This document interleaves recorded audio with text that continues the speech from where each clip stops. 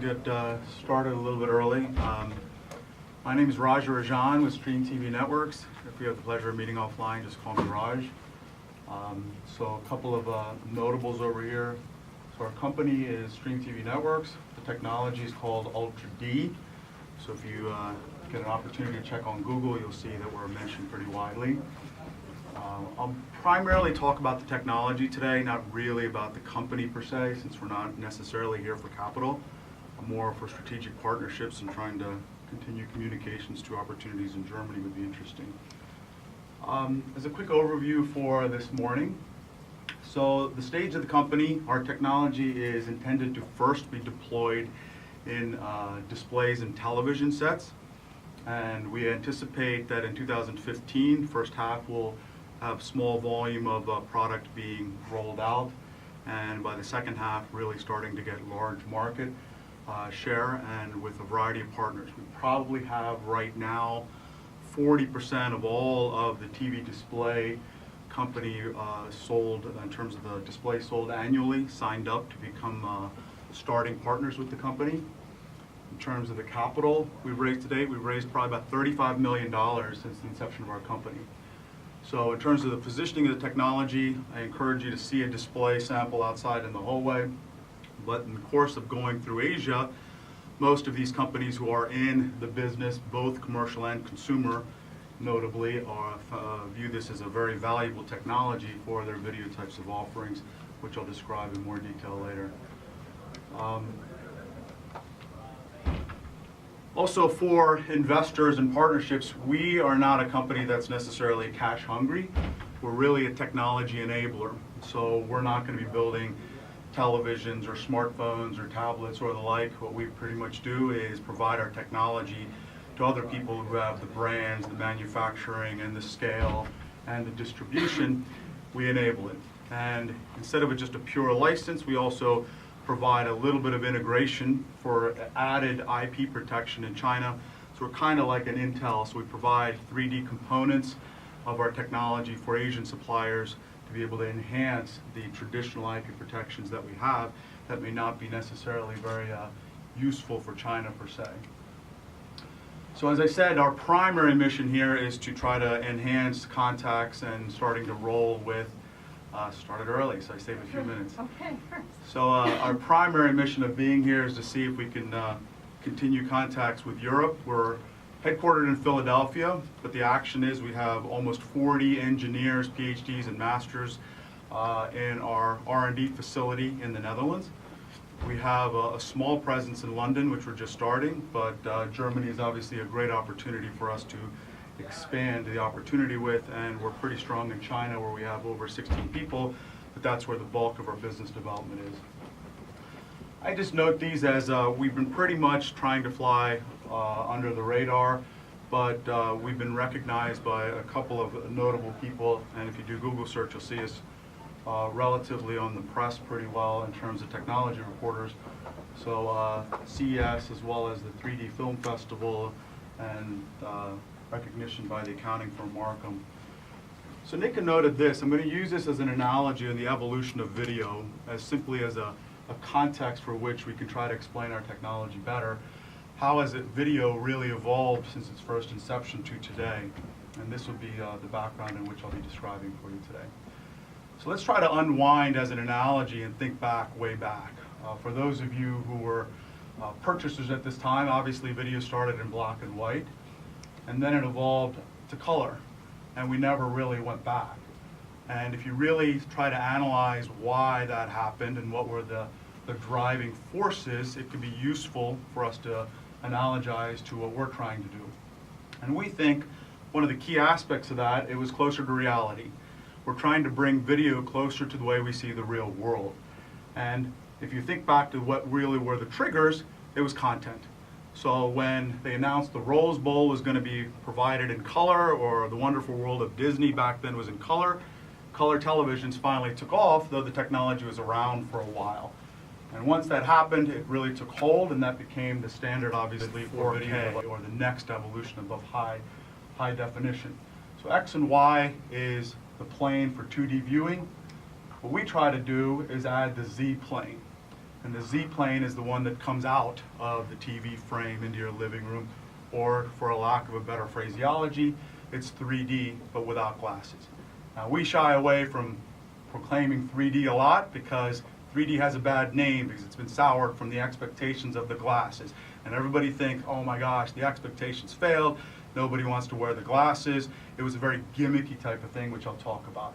But our view is this is a natural viewing experience, just like color was to black and white. It adds reality to the viewing experience, and so we enhance the opportunity for video and televisions, tablets, and much beyond. And I'll talk about how this is basically technology proof in our opinion. 4K. If you're familiar with 4K, you can see it on Amazon and Best Buy and a variety of other stores. As I said, it's the next evolution beyond high definition TVs. And if you remember way back, standard definition to high definition, it took 15 years for the infrastructure to really produce 4K video. So the migration for the consumer market took a long time to get to high definition. Now there's even a higher level of television called 4K. But if you really analyze how pixels are in content delivery, what's the value proposition? Pixels, if you look at the left picture over here, left picture, pixels are counted in a row in the 2D world. That's the basis for resolution in a simplified sense. As I said, we have a content algorithm. So in addition to these TVs providing you 3D without glasses, they give you a solution to convert video in real time in your homes. So think back to the analogy of color TV. If you provided a color TV and you said to the people at home, they said, here you can actually convert your black and white signals for all your channels into color in your living room. You don't have to wait for channels to come up with color. That's what we have. We not only give you 3D without glasses, we give you a conversion algorithm inside the device that will convert your video, whether it's Blu-ray, your cable, your satellite, it could even be YouTube video, into 3D without glasses in real time. So nothing you ever have to watch again has to be in 2D, it'll be 3D without glasses. That conversion algorithm does something even beyond giving you a better enhanced 3D experience, which is closer to reality. It does something for the 4K TVs. When we convert the incoming signal, let's say it's full 1080p in that horizontal plane, into the living room, it's this diagram right here. How do we keep the number of pixels from having gaps when we create the image coming out of your screen? The algorithms in real time add pixel data. So for a 4K screen, by adding pixel data, we're actually utilizing the capabilities of the extra pixel capability of the 4K screen. Whereas, if you remember, in the 2D world, all you're doing for the X and Y is jamming more pixels in for that flat plane. For us, those extra pixels are very, very useful as it gets further and further out of the screen. Why is this significant? If you really study what's happening with video technology in Asia, 4K is out there. TV manufacturers and tablet manufacturers, smartphone guys are trying to figure out how do you position this, how do you get people to pay for it, because there isn't necessarily a value proposition. Most experts think until you have 4K content, why buy a 4K screen? But for us, with the Z-plane, those extra pixels are what bring it out into your living room. Right now, 4K is already out there, and if you really study the prices, 4K really costs what it used to cost for 1080p, though it's being marketed for a lot harder. There are companies already working on 8K. So pixel development in terms of resolution of the panels is continuing to skyrocket. What's the use of that in a 2D world? For us, the more pixels the screen has, it just comes further and further out of your living room, and soon, obviously, the next extrapolation is holograms. So you'll have the images actually sitting in your living room. So for us, as the panel technology gets better, this technology gets more and more useful and less gimmicky. Overview of our technology, it's a universal solution.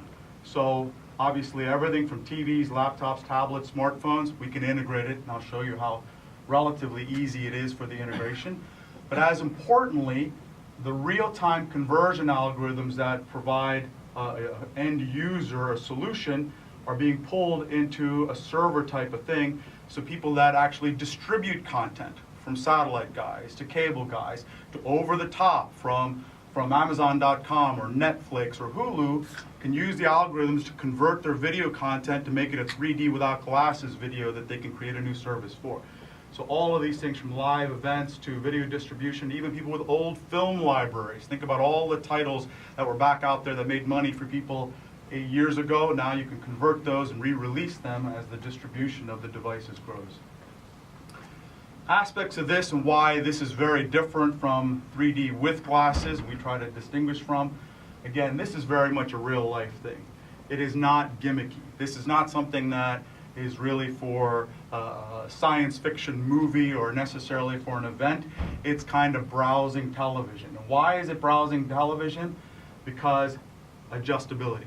So if you have time, see the TV out there, one of our guys will show you, you could scroll. So just as simply as adjusting brightness on your screen from making it brighter or smaller to suit your eyes, you can adjust this. So I like to say your grandmother will watch 3D for even the news and probably a 25% 3D, so the person's rounded out, looks closer to being in front of you in real world. And maybe the football game on Sunday, you'll give full 3D so you feel like you're at the stadium if you couldn't get the tickets. It's fully adjustable to suit you, and that's very important because you don't have the complaints of a lot of people that they get headaches, they don't like 3D, it looks gimmicky. This is a natural evolution of the type of thing, which we'll be happy to show you if you're able to get out there. And if you search us on Google, there's a lot of people from MTV to ZDNet to Huffington Post and Gizmodo that have seen us at CES, at a lot of the trade shows, who can't believe how far we've been able to get this technology to the point, and they can see and understand that holograms are not far behind because that's the natural extension of what we're trying to do. Very simply, so you can contextualize what we do to make this all work, probably simplified, there's 4 buckets. So there is an optical system that's bonded on top of any 2D panel that a manufacturer wants. The panel can be LCD, LED, OLED, doesn't matter to us, but we can customize it for that. And there is labor added where this optical stack is actually glued to this in the factories in Asia. And then there's a conversion board put back there. Right now the conversion board is built for the Qualcomm Snapdragon chip. So in real time, a consumer will get that, plug in any type of video source they have, it'll convert it into 3D without glasses, and they just decide the amount of adjustment of the 3D effect they want for the content that they want or for whatever preference their eyes has. And something else is called a rendering board. In a simplified way, that breaks the video signal on a sub-pixel level across the optical system and tells you where to put someone's nose versus the ear or the wall behind them. And so this whole thing is basically provided by outsourced partners in Asia in large volume and some supply to assemblers as a kit, a 3D kit. So existing manufacturing lines of all the big TV manufacturers, they don't have to change their manufacturing operations, they simply integrate it and they're off to the races. So the roadmap of where we go, TVs are where we want to start because we think it has the most initial dramatic effect of the experience. And what we're really gratified by, which I'll explain more about, is they're not viewing this as just a new gimmick, right? The TV manufacturers want to affect their sales by what's the new gimmick that we can try to get. They tried 3D with glasses, then 4K, and then smart TVs, etc. This is simply a technology they want included in their 4K higher-end televisions because it makes it more plausible. As the panels get better, it's much more useful. Extension from there, obviously, is going to mobile, tablets, smartphones. Our goal is to try to get as many things video with our technology as possible. Laptops thereafter, and then we can go big. Those are basically video walls, which are seamed together 3x3 or whatever number you want for the larger types of displays, which can be in 3D without glasses.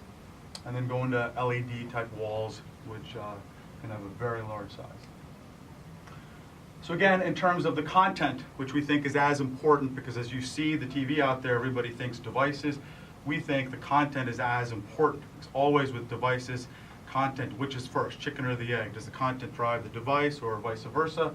We also have contact with a variety of people to try to deploy the content. And so take the algorithms, we create the format, and we can go to MSOs, content producers, ISPs, and even TV stations to try to deliver a new service, a premium type of 3D without glasses type of programming. How will that work? Here's simplified some of the solutions. This is called the CQ Pro. What we do with that is for live events.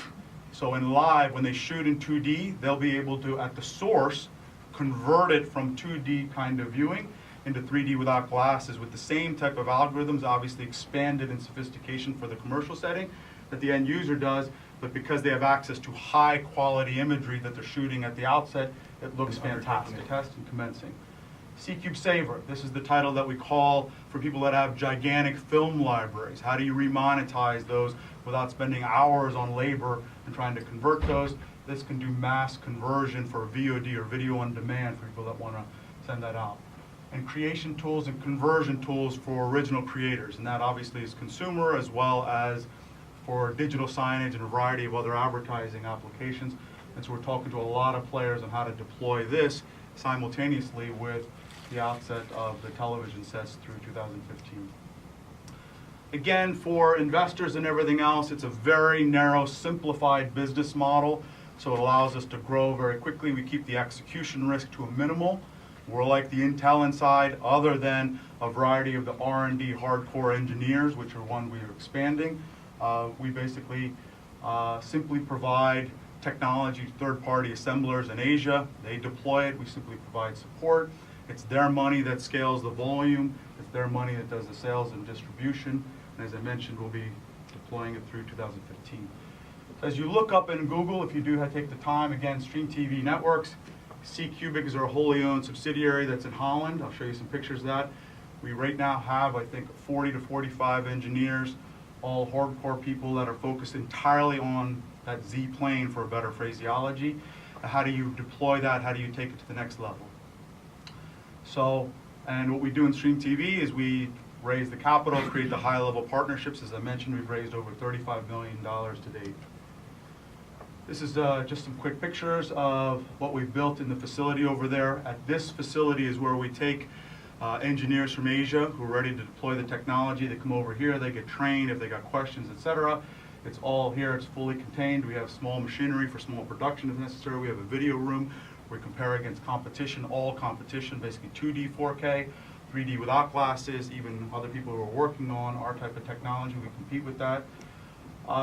And so it's a fully contained type of environment where we can train the best of the companies. We've had some very prominent companies visit our facilities. It gives them the confidence that when they see the demo, they can go to this, and this is the type of technology they can deploy into their existing systems. Just a quick example. On the outside, you'll see kind of a, what I would call a commercial version of it. But basically, it's the technology inside, so anybody can do whatever aesthetics, etc. What we're deploying for is first the consumer technology, and then after the consumer, obviously anything in terms of the commercial setting for any kind of advertising is also at our feet. So that's an overview of the presentation. Questions for anybody? Yes? Two quick ones. Of course. You're not selling a component, in your model, you're not selling a component that would be an add-on component to existing sets. So I own, let's say if I own a Samsung 4K, you're not selling a component that I can take home and hook up to the television. No. That's not possible. As a consumer, you don't take the technology as a kit and retrofit it in your garage, so to speak. It's pretty sophisticated. It has to be done on the sub-pixel level in Asia. But just television alone, 200 million sets are sold every year. And so this is really employed by the manufacturers to add the technology to some subset of that 200 million sets sold every year. It has to be done in Asia. Second question, is there a resolution above which, where you continue to increase the number of pixels, that the human eye gets no further benefit to? Excellent question. You're very well informed. If you notice, if you study Apple, which is a great company to study, obviously, they got up to the Retina display, as they called it, which really doesn't mean anything. It's their name. They stopped that at the 10-point inch, and they're catching the other ones up to that. They don't go beyond that. So at that size, whatever level of pixels they got, you go more pixels than that for 2D viewing, it has no benefit. Think about our technology. The more pixels you add to that, it just gets further and further out of the screen without losing sharpness, etc. So for 2D world, that's exactly right. And I would say around 50, 55 inch, you're marginal whether the 4K panels are any value for the human eye. When you get to like 85 inch to 110 inch, yeah, for 2D, probably those extra pixels are useful. But for us, small, large, those extra pixels simply bring the image out of the screen. Yes? What's the extra cost that your process adds to the... Excellent question. Our goal for all of these devices is first, for all of these partners, to be a separate standalone TV, tablet, et cetera, because of the cost factor. But our goal within 2 years, 3 years out, is that the added cost of it is to be incremental, so it's almost in 20, 30, 40% of all of their devices on the high end is just included in there. And our belief is once we get that added cost to about $100 for a television set, it'll be just ubiquitous. So right now we're obviously going to start a little bit higher than that, but the projected volumes for the people we're talking to are growing very, very rapidly. So we think within a short period of time we'll get there. To add to that, we already have R&D projects to have, you saw the labor added, the bonding part that I showed you. We already have R&D projects where the technology is being deployed into glass. So if that's done, then the glass can be made in the panel company right at the outset. Yeah, So all those people, exactly. And we're working on the conversion being in a chip and it's integrated in our ways, which will reduce the cost tremendously. Anything else?